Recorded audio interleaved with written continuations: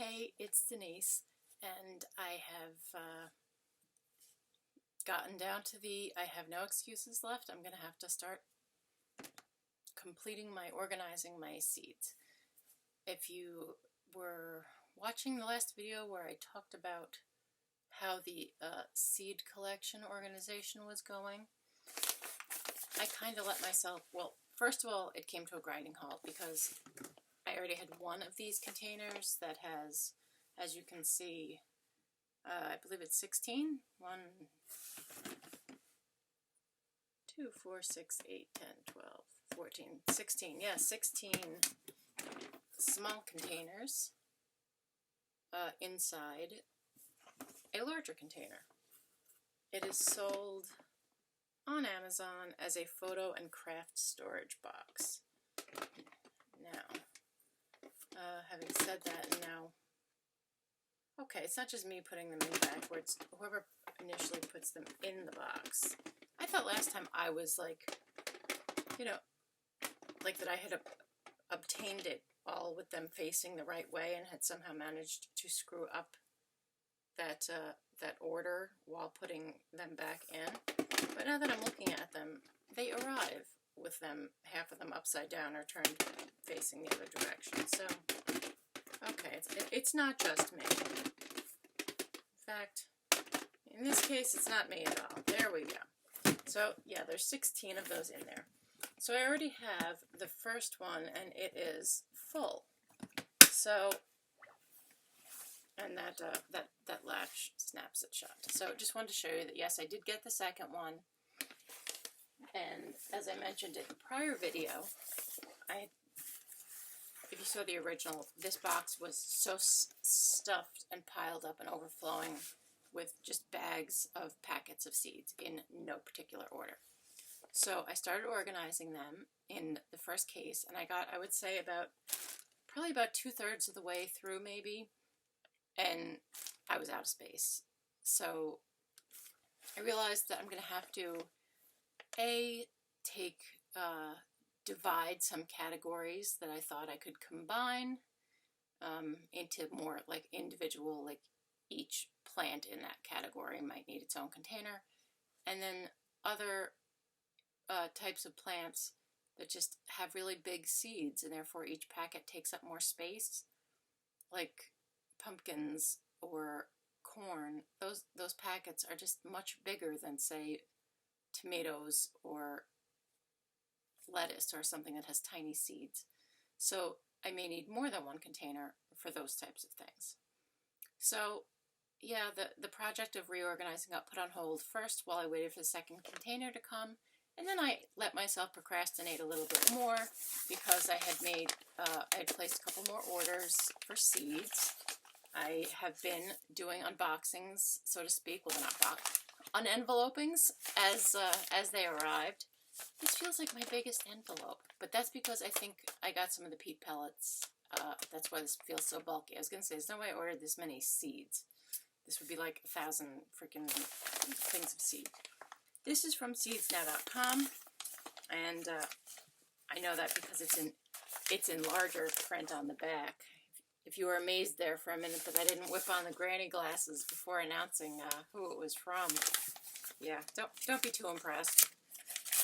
So this is the last order that I have outstanding as far as seeds at the moment. Who knows? I might go back and order some at some point, but right now I feel like I've kind of stocked up on I think every category that I really think I need to have. And here are my seeds that I'm going to be adding to this. Here's my packing slip, and then yes, these are, I think, my little peat pellet starters for things that I'm not going to start in an arrow garden. So it is 50, you can see on here, it's those little, peat moss in a little barely paper mesh kind of little bag, and they're like, little fat brown poker chips until you wet them, and then they expand until, they're like, I don't know, 2.5 inches high maybe. and you start your seeds in them. So this little bag, as you can see, has 50 of them. And that, like I said, for things that I'm not going to start in an aero garden, you know, larger seeds, or just things that I maybe have learned don't do great in an aero garden, I will use these to start them in a just plastic flat tray. So I got some of these. Now let's get on to the fun stuff, which is always the seeds, and that's when the granny glasses come in, because otherwise I would just have to guess. And these are small seed packets, so I wouldn't even have like the big picture to really go off of. I would really be guessing. Okay, business cards. It is from Seeds Now, and their website is seedsnow.com. I've mentioned before that they don't package in your standard paper packets. They send everything in these little like Ziploc plastic bags. Now, I tend to buy the sampler size packages. You certainly can buy larger, like bulk size packets of seeds if it's, you know, if you're growing on a larger scale, or there's just maybe a particular item that you plan on growing a lot of. The hair keeps trying to crawl up my chin. I'm not sure what's going on with that today. Okay, so here we have hyssop.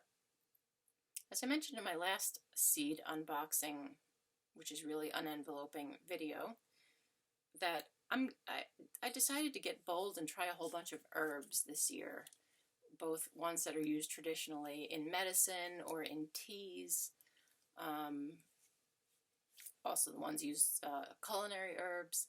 So I've gone ahead and ordered things that I've never grown before, and I figure I have all winter to do my research to figure out, do I think that I would want to actually attempt to use them like in a medicinal tea, if it's something, say, for an upset stomach or a sore throat, you know, to go that natural remedy route, and, you know, or do I just want to grow it because it flowers and it will attract pollinators to my garden.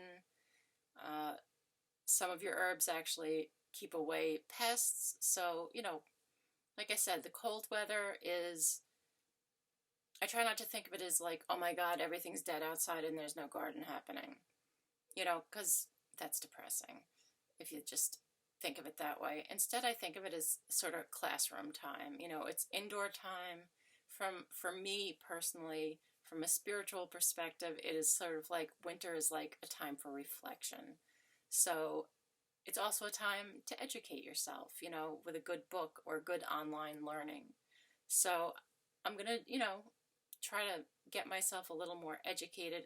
I hate the glare on the glasses. That drives me nuts.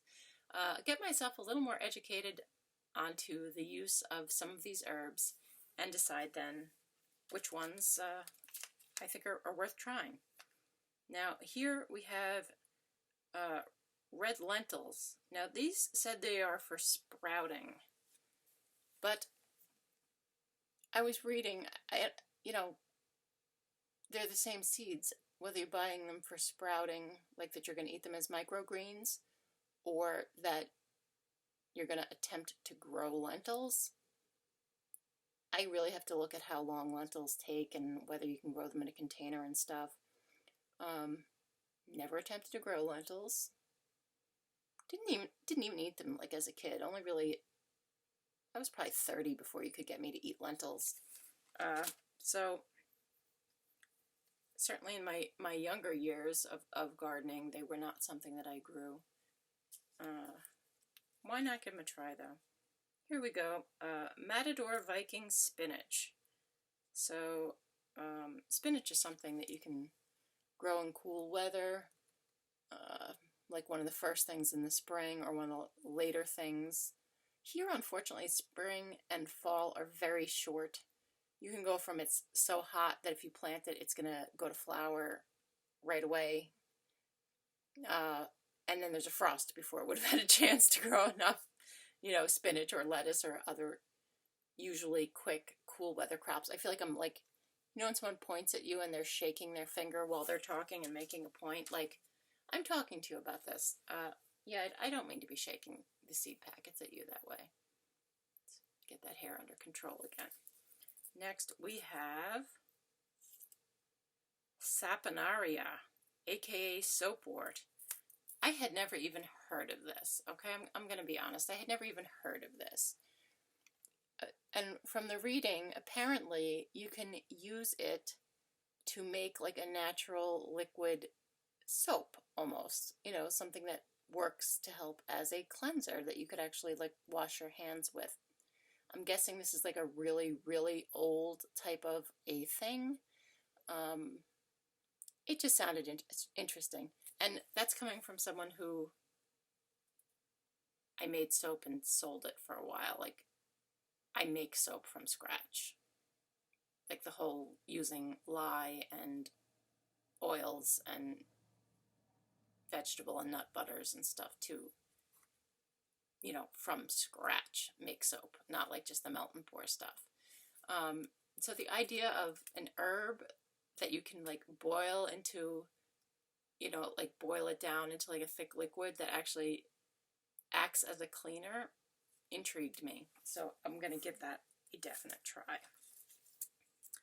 Next, we have lemon mint.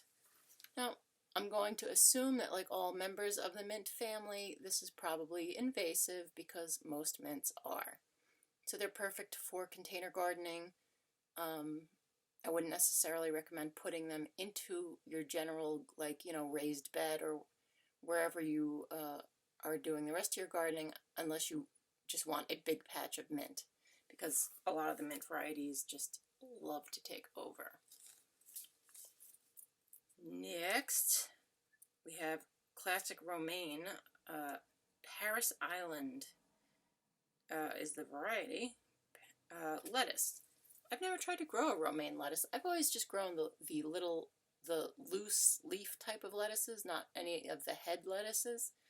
And I figure, because the growing time is shorter, you can start harvesting them right away, sort of like, you just cut the leaves and as much as you need to make a salad or put on your sandwich or whatever you're using it for.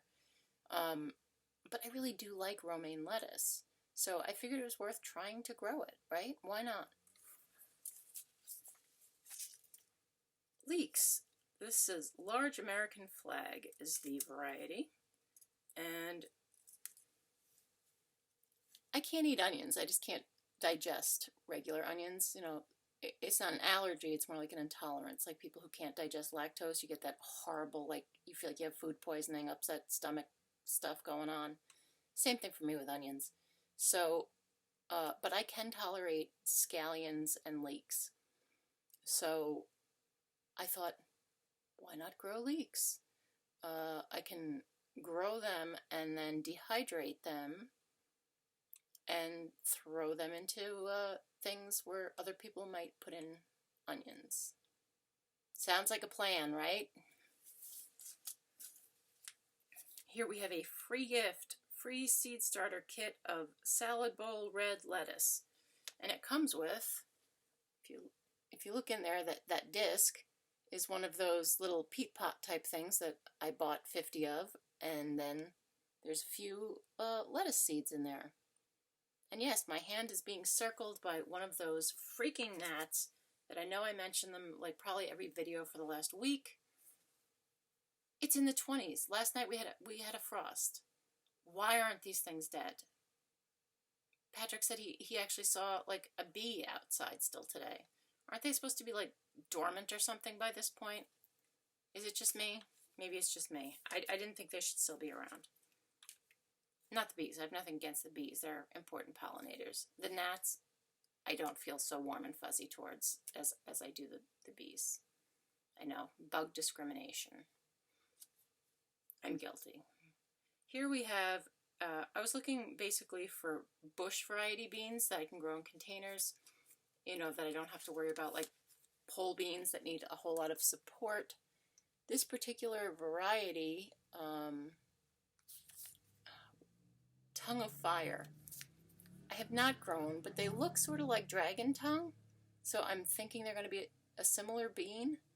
So you know, why not? And again, this is like the sample size pack. Plenty of beans. How many bean plants do you really need? Especially if it's, you know, a relatively prolific plant. This says it's about 25 seeds. So I'm thinking I'll give these a try. We're almost done here. Three things left. Okay, garlic chives. Now, when I think chives, normally, I think onion flavor. And I think most people do, because they think most chives taste like onions. Yes. I believe so. I've never grown chives, but I've used them from the store, and they taste like onions. They're what, as a kid, we kind of just called onion grass. It just grew in the yard, whether you wanted it to or not. But this says it's garlic chives. And as I am not ambitious enough to plant actual bulbs of garlic and deal with all the work that is involved with then drying it and curing it and having, I just don't use that much garlic for it to be worth it. I'm not a big fan of it. Like as a small amount in something, sure, but I don't really like a strong garlic taste in anything. So if I could just grow some chives that add a garlicky flavor, that would be perfect. Okay, next. Now this is like one of those where it's only 5 seeds. Sometimes I feel like, you know, really, like you couldn't make it 10 seeds. Because my thought is, would I need more than 5 plants of large bottle gourds? No, probably not. But you can't assume 100% germination. And these are definitely something that I would put up a trellis and try to get these to grow up a trellis. And then, of course, you have to do the whole letting them dry out, letting them, like, I watched, like, a documentary on the whole process. And, I mean, they sit out, like, for months while the whole, like, essentially they desiccate and then the outer, like, green part kind of almost, like, peels off and you're hopefully left with an unrotted, like, tan, you know, birdhouse shaped, you know, large bottle birdhouse shaped, you know, people call them different things, gourd that, you know, that when you shake it, basically, if it's completely dried out, you would just hear the seeds rattling around inside. And at that point, it's dry enough that you could, like, cut holes in it or paint it or whatever craft thing. This isn't something for eating. This is, people use it for craft projects. Took me a while to get that out of my mouth. And last but not least, we have Angelica. It's just another one of those that supposedly has a variety of uses, and I've never grown it. So, you know, they had it. They had quite a variety of things back in stock, like I mentioned in my last video, and I felt like, you know, once again, it was like, you give me a coupon for $10 off a $25 purchase, I'll bite, you know, I'll come look at your website and see what you have. And I think because of the seed shortage, people have, you know, kind of gotten frustrated and maybe aren't looking at the websites because, you know, they looked, things were sold out, and maybe sending, like, the emails with the coupons was their way of getting people back to the website to realize, hey, you know, they'd gotten restocked. So definitely, you know, like I've mentioned before, I've been buying from seedsnow.com for at least 3 years now, 3 or 4 years, and never had a problem with them. Things arrive quickly. They, like, you can see, they arrive in these little bags, and you do have the option of ordering larger packages if you want than these. So that's it. I don't have an excuse anymore. Look at, I've got these bags. Some of them only have, like, these are a couple that are empty or have other, like, related items, but not actual seeds. That's actual seeds. These are still full of seeds. This one's, like, heavy full of seeds. And yeah, this one has quite a few seeds, and all the ones I just showed you. So I'm going to be busy getting everything hopefully into my new organizer box, and again, it's going to mean moving some of the stuff from the other box around again because of redistributing things that need more than one container. But in the end, I think it'll be worth it to have an organized seed collection where I can find stuff without having to dig through plastic bags and take a half hour trying to find what I'm looking for. So, wish me luck. I'm going to be doing this over the next day or two because I have a feeling today I kind of already did a lot. And I don't mean that like in a, oh, I'm the most productive person on the planet, because far from it. But I did have quite the to-do list, and then I ended up doing a bunch of it this morning. And then sometimes, you know, your to-do list starts out and it sort of evolves. Maybe the things you initially thought you were going to do take a back seat to things that pop up. So I was busy, and then I got to the point that I had a backache, and I was like, all right, I'm just going to lay down, zone out, you know, play with, here's the, you know, the embarrassing confession, play with the Harry Potter game that I like on my phone, and then watch some Queen Elizabeth II history videos on YouTube. Exciting person. I know I'm an exciting person. Yeah. Gardening, history, and the other fun thing that came in the mail was useless news. If you're a Dean Koontz fan and you're not getting useless news, which is Dean Koontz's newsletter that he puts out a couple times a year, why aren't you getting it? You need to go online and sign up for it.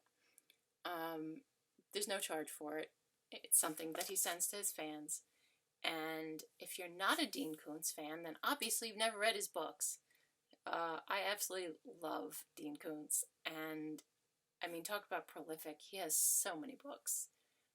Personal favorite, I know we're supposed to be talking about seeds, and here I'm telling you, my favorite book, like, in my life, is Lightning. And that's actually one of his earlier books. But the story is so wonderful. I've read the book several times over the years, before my vision got that I had to use reading glasses. And ever since I got the reading glasses, well, first I had cataracts, which I had to, god damn that. Sorry. I try not to use bad language because I want you to be able to watch my videos even without worrying if your kids are in the room. But yeah, if you get cataracts, interesting thing, you can get them young, especially if you've been on steroids for asthma, which was the case with me.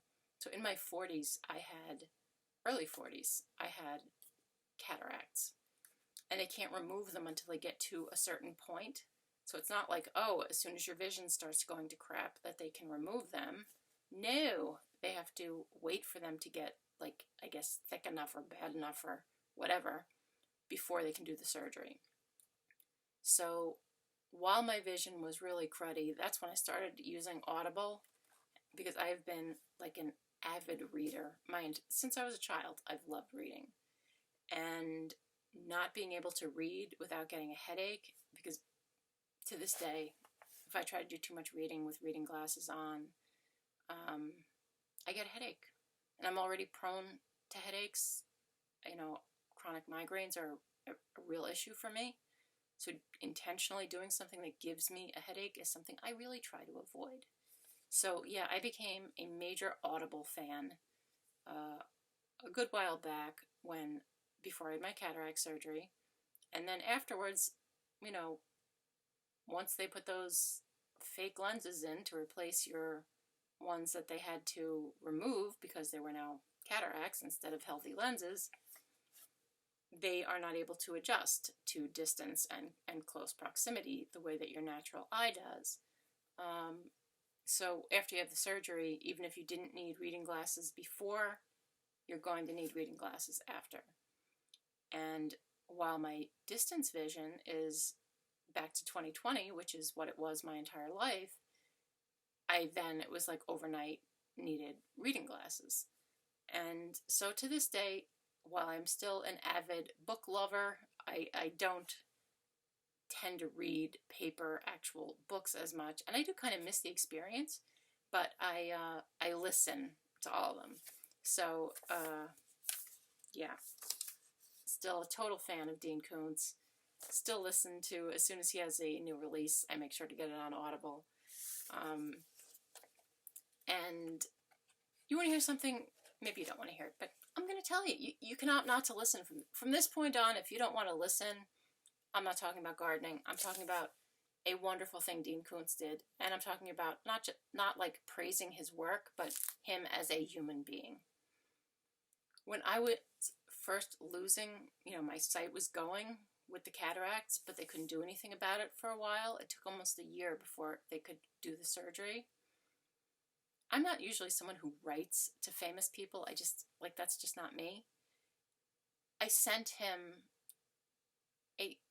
essentially a fan letter, a handwritten, not an email, a handwritten letter, and just saying how much I loved, his books, and that I had listened to a couple on audio because I've been a fan of his and reading his books forever, but that I was, having this situation with my vision, and I just wanted him to know that listening to the audiobooks was really, making me feel better. It was making me not miss reading so much. And a couple weeks later, in the mail, I got a box with 7 or 8 complete unabridged audiobooks on CD from him. And a handwritten note thanking me for taking the time to write to him, and the nice things that I said about his books, and how he hoped that the audiobooks he was sending me would help me get through the time that I was waiting while I was having the vision problems. And I was just like, wow. I mean, this guy has sold millions and millions of books. We're talking, New York Times bestseller for decades now. Incredibly busy man. And here he took the time to handwrite me a note and to send me a bunch of audiobooks just because I told him that I loved his stuff. I mean, to me, what a fabulous human being, on top of being an incredibly gifted author. So if you haven't read Dean Koontz's books, you should. And if you are a fan of his, get Useless News if you're not already getting it. Like I said, there's no charge. It's something he does for his fans. Check him out on Facebook or, his website, and, you can sign up for Useless News that way. It almost always features his dog. So he's on his 3rd golden retriever. His dogs are dogs that have flunked out of service dog training. He gets them specifically from a program that trains service dogs, and a lot of service dogs wash out. They just, either they're too distractible or excitable, or they're a little bit nervous, or something about their personality just makes them not suitable to service work, and they wash out. And so his 3 dogs have all been dogs that washed out as service dogs, but they're golden retrievers, so of course they're wonderful family pets. They're so people oriented, and because they were in service dog training, they've been loved on and handled and trained and socialized, basically from day one. So I'm sure they probably make super awesome pets, So he supports this foundation that helps disabled people get service dogs. Just one more wonderful thing about him and reason to love him. Okay, I'm done fangirling on Dean Koontz. Have a great day. I've got this ahead of me, and I'll talk to you all soon. Oh, like, subscribe, share. I've been trying to remember to ask that with each video. It really does help trying to grow my YouTube channel, so I do appreciate when you take the time to like, subscribe, and or share, or do all three of those things. You know, it's a wonderful thing. Leave me a comment. Let me know, who's your favorite author? What type of books do you read and or listen to? And have you had, either because of vision changes with age or any other reason, have you ever switched from reading to audiobooks? If you're someone like me who has just been a complete book junkie since, like, for me it was since forever. My mom said I learned how to read by the time I was 4, and I know both of my sons were able to read when they were 4. So, in my family, we did not believe in you wait till your kids go to school to learn the alphabet. That's crazy, My sons could not only say the alphabet, kids can actually learn the alphabet in sign language younger than they are able to verbalize it. And my aunt is deaf, so yeah, my son could do the alphabet in sign language before he could even say it clearly. And both of my sons, when they started kindergarten, it was like, seriously, you're just teaching kids their letters? My kids already read, so they had to get special time with a teaching assistant who would sit and read with them when the other kids were just learning their letters. To me, it's a little bit like you've had this kid at home for 4 or basically almost 5 years, depending on when their birthday is. Why haven't you taught them how to read? Come on, people. It's part of being a parent. Okay, I'm done. Maybe it's just because I'm a reader. Maybe not everyone feels that kids need to read that young. To me, it's not even like you must read that young. It was just natural. If you're sitting and reading with them, they're going to learn. Anyway, let me know if you're someone who uses audiobooks. And, like me, at first I was a little reluctant because I was afraid it wouldn't be the same. But if they have a good narrator, then to me it's still a totally enjoyable experience. A bad narrator can make a good book less enjoyable. They definitely can. But sometimes the narrator totally makes the story because they give such life to the characters. All right, that was total tangent on books and audiobooks that had nothing to do with seeds. But, sometimes it's a risk you take when you watch one of my videos. I appreciate that you're still watching if you are. Thanks for hanging in there. And have a great day. And again, like, subscribe if you didn't do it when I said it the first time. And as always, thank you for taking the time to watch.